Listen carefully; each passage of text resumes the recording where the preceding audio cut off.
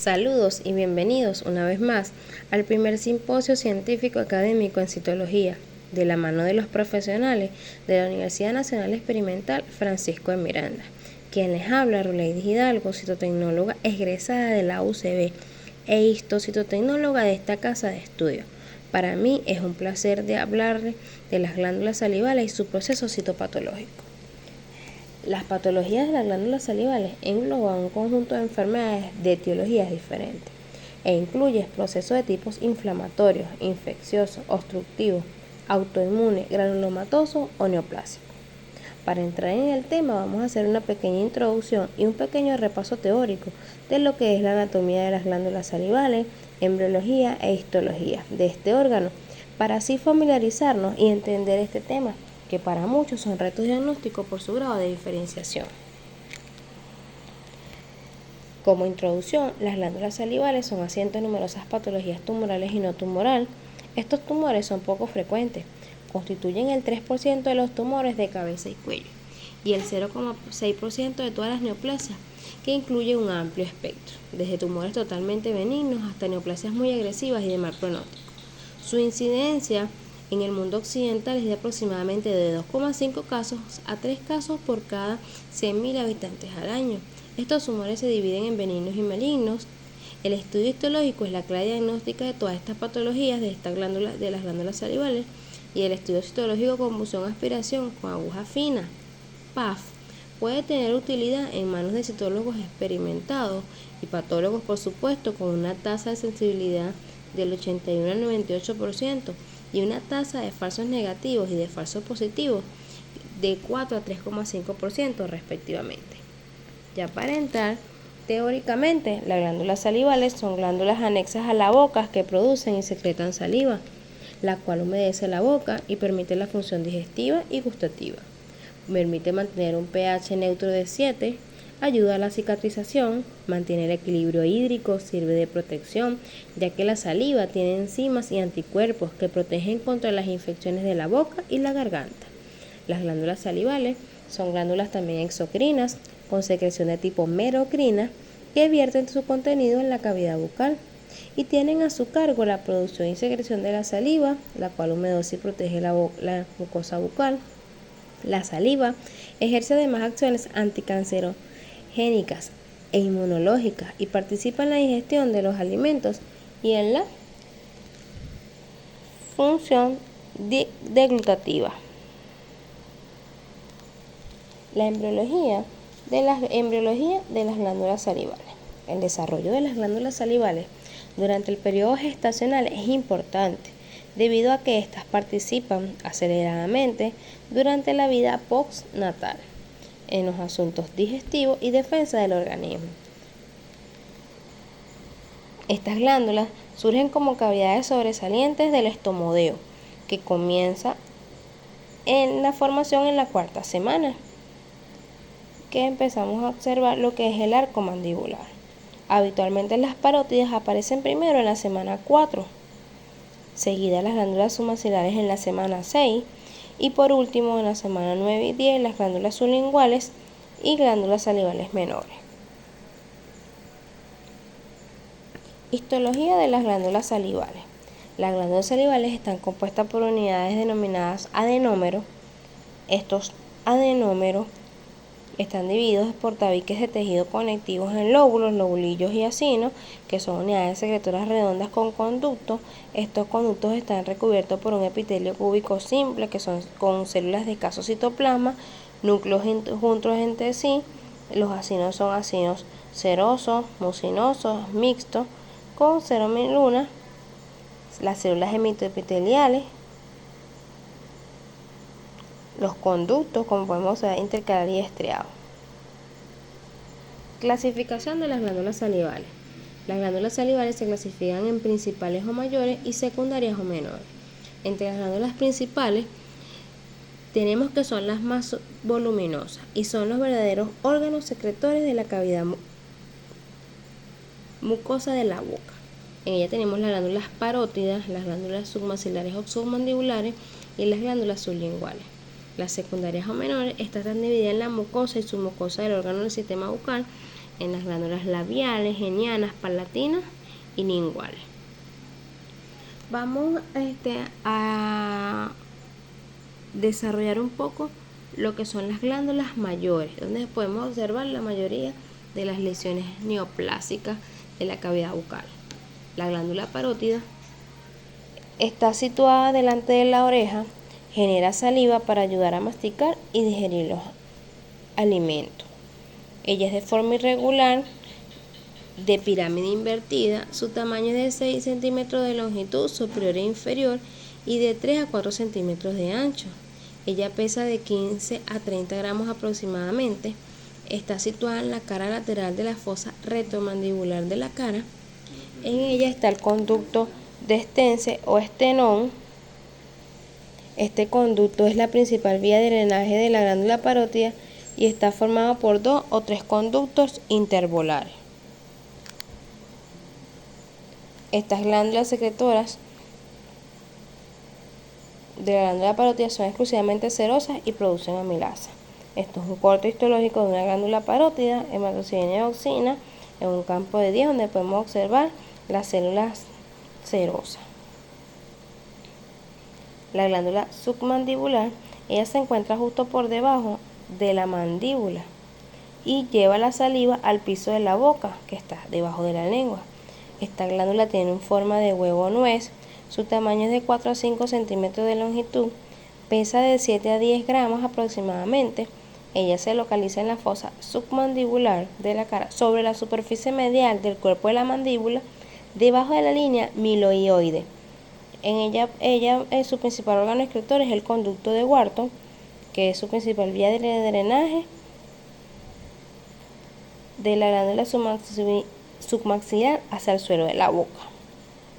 Es una glándula tubuloacinar compuesta, posee células serosas en 80% y restante seromucoso. Aquí también podemos ver un corte histológico de glándula submandibular con hematocidina y auxina en campo de 10, donde están las células serosas y restante seromucoso.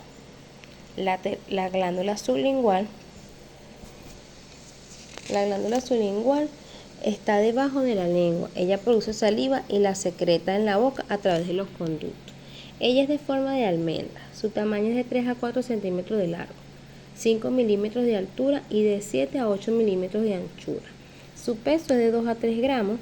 Ella está situada justo debajo de la mucosa del piso de la boca. Es responsable de formar la eminencia sublingual en esta parte de la cavidad oral. Su principal conducto es el conducto de Bartholin. Es el más voluminoso de los conductos excretores y nace en la parte posterior de la glándula. La glándula sublingual es la glándula tubuloacinar compuesta constituida por acino mixto. Este es un corte histológico de glándula sublingual con hematocidina y auxina en un campo de 10. Vamos a hablar un poco sobre lo que son las técnicas para la toma de las muestras para el diagnóstico de estas lesiones. Las patologías benignas y malignas de la glándula salival están ligadas a sus características anatomopatológicas. Estas se encuentran en permanente revisión y clasificación, y su clasificación es controversial. La punción aspiración con aguja fina es una prueba diagnóstica que consiste en la extracción de una muestra total o parcial del tejido para ser examinada al microscopio por un patólogo o histocitotecnólogo. Y la BAF es la biopsia por aspiración con aguja fina. Es una prueba diagnóstica que consiste en la extracción de una muestra o tejido. En la mayoría de las veces aporta un diagnóstico definitivo. Ambas son técnicas mínimamente invasivas que permiten el diagnóstico de lesiones de glándula salival. Son métodos sencillos, baratos, sensibles y económicos. Hay un detalle: la PAF tiene una sensibilidad de un 50% y una especificidad de un 98,7% en el diagnóstico de neoplasias y no neoplasias. En cambio, la BAF muestra en estudios que han realizado una sensibilidad de 71,6% y una especificidad de 94,4%. La PAF permite distinguir casos quirúrgicos y no quirúrgicos. La BAF permite distinguir lesiones neoplásicas y no neoplásicas. Indicaciones para la PAF y la BAF. Ellas permiten identificar la naturaleza de un agrandamiento o tumor palpable. En excepciones, el tratamiento se limita por la extirpación quirúrgica. El valor práctico de los aspirados en su mayor parte es de ayudar al cirujano a la planificación de procedimientos terapéuticos correctos. Logros y limitaciones de la PAF y la BAF. La razón principal para la obtención de muestras mediante aspiración o punción de esta es responder de forma rápida y económica estas preguntas. 1. ¿El tumor es de glándula salival o es de otro origen? 2. ¿Es benigno o maligno? 3. ¿Puede determinarse la forma terapéutica óptima a la muestra aspirada o son necesarios otros estudios? Estos patrones citológicos e histológicos de estos tumores son muy complejos. Dar respuesta a estas preguntas requiere una gran experiencia personal con las dos modalidades diagnósticas, tanto para los histocitotecnólogos como para los patólogos. Ya entrando en detalle sobre lo que es la citopatología y estas lesiones, vamos a clasificar en dos grupos, aquellas que son benignas y aquellas que son malignas. Entre las benignas encontramos diagnósticos de mucoceles, quistes de retención, siloadenitis inespecíficas, agudas, crónicas, granulomatosas, tumores benignos, adenomas pleomorfos, tumor benigno mixto, adenolinfoma, tumor de Warthin, adenoma monomorfo, oncocitoma, hemangioma, tumores mesenquimatosos benignos, lesiones de contenido linfocitario, lesión intraepitelial benigna, síndrome de Sjögren, malignas, lo que son los carcinomas adenoquísticos, mucoepidermoide, carcinoma de células acinosas, adenocarcinoma, epidermoide y indiferenciado de células pequeñas y grandes, tumor mixto maligno, sarcoma, otros tumores frecuentes y metástasis de la glándula salival. Citopatología de las glándulas salivales. Para el reporte de las lesiones de glándula salival, se recomienda seguir la clasificación de Milán 2017. Él las clasifica en 6 categorías. La categoría 1, no satisfactorio, se considera de cada muestra si hay 4 grupos o más de células epiteliales o mesenquimales, cada una con al menos 10 células. Si el contenido responde a contenido de quiste o queratina, debe comunicarse con el equipo de radiología y clínico para adecuada correlación clínico-citológica. Usar solo después que todo el material se procesa, se examina y se correlaciona clínica y radiológicamente. En los riesgos de malignidad es del 0,67 al 25%. Tratamiento, correlación clínico-patológica y repetir la punción. Aquí tenemos una imagen, un PAS de glándula salival de 10X. Categoría 2, negativo para neoplasia. Citología de la glándula salival normal. Para la glándula parótida vamos a encontrar lo que son acinos serosos y tejido linfoide. Para la glándula submandibular, acinos serosos y mucosos. Para la glándula sublingual, la mayoría son acinos serosos. Para las glándulas salivales menores, acinos mixtos. Los acinos forman estructuras tridimensionales, como pueden observar en estas imágenes. Los conductos excretores con células pequeñas, cuboidales o columnares, con citoplasmas homogéneos y núcleos uniformes y excéntricos. Las células de los acinos serosos presentan citoplasma eosinófilo y granular. Las células mucosas tienen citoplasma claro, vacuolado, con núcleos rechazados en forma de media luna hacia la periferia del citoplasma de la célula. Y las células epiteliales pueden ser elongadas y presentar escaso citoplasma. Aquí podemos observar unas imágenes de lo que son acinos normales. Mucoceles. La celularidad es variable y la mayoría de las veces es escasa. El material es mucoso. Se observan células inflamatorias e histocitos, células epiteliales y escasos fragmentos de tejido salival normal. En la siloadenitis vamos a tener un material celular escaso, un patrón mixto inflamatorio, neutrófilos en fase aguda y linfocitos y células plasmáticas en aquellos estadios crónicos. Aquí en la siloadenitis se deben buscar microorganismos como tuberculosis, antinomicosis, sarcoidosis, infecciones por citomegalovirus, bacterias, correlacionar con exámenes y cultivos de laboratorio. Los grupos de células epiteliales ductales y acinares con citoplasma vaculado o basófilo, y las células epiteliales pueden mostrar cambios nucleares. Adenoma pleomórfico o tumor mixto. Vamos a encontrar grupos irregulares de células epiteliales cohesivas dispuestas sobre un estroma de tejido conectivo. Las células epiteliales basaloides son de tamaños uniformes, con citoplasma bien delimitado y núcleos ovales o redondos. Además, una cromatina granular fina y pequeños nucleolos. Atipo epitelial con pleomorfismo en algunas células aisladas. El componente estromal puede tener apariencia mixomatosa, condromatosa y tener células fusiformes y fibroblastos inclusive. Se observan acinos agrupados y alrededor escasos células medioepiteliales. También se pueden identificar células escamosas, metaplásicas y cristales de tiroxina. Se puede observar atipia y pleomorfismo en células epiteliales. Aquí vamos a observar unas imágenes donde vemos los nucleolos, el pleomorfismo, inclusive células de fibroblastos y los pequeños nucleolos con coloraciones de hematocilina, dioxina y disqui. Tumor de Warthin. En el tumor de Warthin, la celularidad es variable.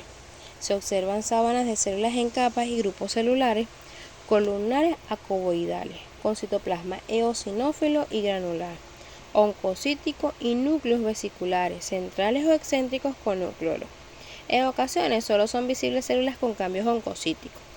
Se puede observar presencia de infiltrado con predominio de linfocitos, escasos neutrófilos y mastocitos alrededor del celular.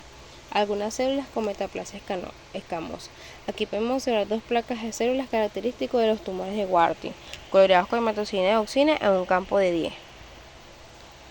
Los adenomas. Adenomas oxifílicos y de células basales. En los adenomas oxifílicos, el patrón de la neoplasia es de alta a moderada y escaso componente estromal. Ahí se observan células grandes de aspecto basaloide, abundante citoplasma granular eosinófilo, núcleos redondos a ovales, excéntricos o centrales, con prominentes nucleolos. En ocasiones atipia nuclear severa.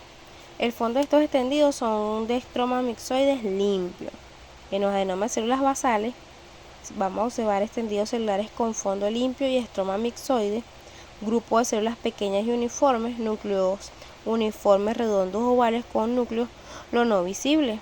Aquí tenemos dos imágenes citológicas de lo que son los adenomas. Podemos observar los fondos limpios, los núcleos son uniformes, redondos, nucleolos, no se observan nucleolos. Categoría 3, lesión de significado incierto. Estas son lesiones con atipia celular. Se observan células claras con atipia o hiperplasia reactiva. Las lesiones son sospechosas de neoplasias, pero no cumplen todos los criterios celulares para dar un diagnóstico. Y las lesiones son con pocas células atípicas o sospechosas de neoplasia. La categoría 4, positivo para neoplasia. En este grupo se incluyen todos los tumores benignos de las glándulas salivales. Categoría 5, sugestivo de malignidad.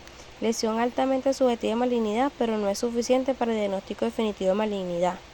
La categoría 6, última, positivo para malignidad. Características citológicas y clínicas concluyentes de malignidad.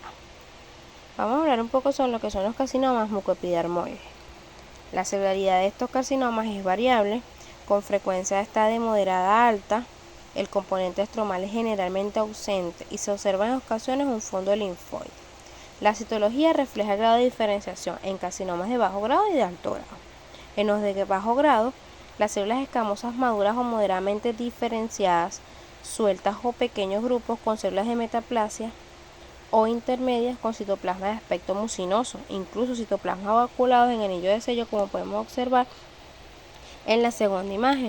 Núcleos excéntricos, cromatina irregular y nucleolos prominentes. En la primera imagen vamos a observar un fondo linfoide y en la segunda lo que son las vacuolas intracitoplasmáticas. Este es un característico de lo que es un carcinoma mucoepidermoide de bajo grado, una coloración de hematocilina y dioxina en un campo de 10. Los carcinomas de alto grado, vamos a observar células escamosas numerosas pleomórficas y atípicas sueltas con perlas de queratina, puentes intercelulares. A veces se observa todo como un carcinoma escamocelular.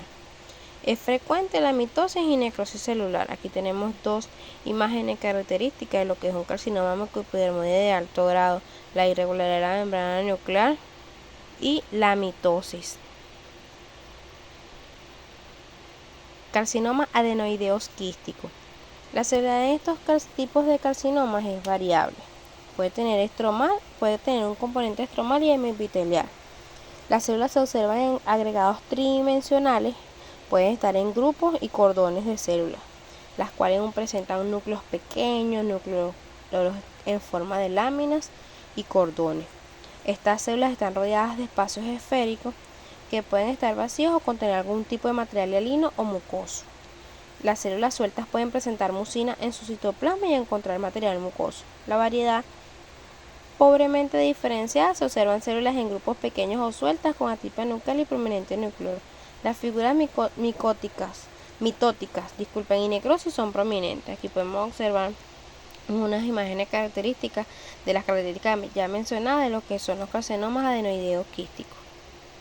Los carcinomas de células acinares, su patrón de proliferación es epitelial y las neoplasias son sin componente estromal, ni mioepitelial ni linfoide. Se observan las células en grupos de cordones, apariencia benigna, monótonas, sin embargo, de mayor tamaño que son las células acinares normales.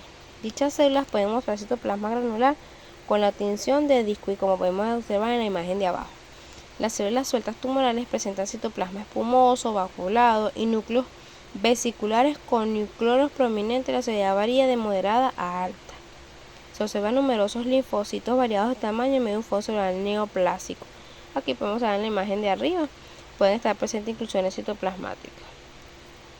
Los adenocarcinomas. Las características histológicas son similares a los adenocarcinomas de otras partes del cuerpo. Forman estructuras papilares o tubulares.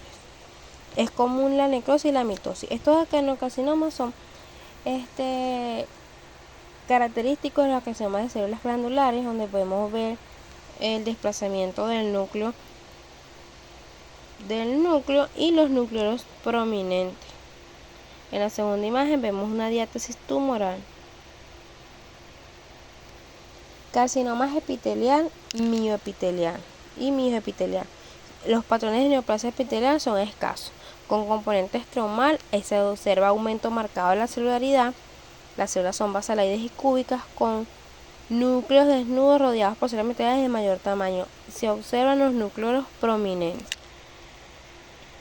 Los carcinomas del ducto salivar son tumores mixtos malignos. Su patrón de proliferación epitelial y neoplasia sin componente estromal. Las células neoplásicas grandes con pleomorfismo y anaplasia. Las células muestran una arquitectura tubular, cribiforme papilar en medio de necrosis y mitosis. Aquí podemos observar dos imágenes características del carcinoma ductal salivar, aunque las células están tapadas por el estroma. Gracias por su atención.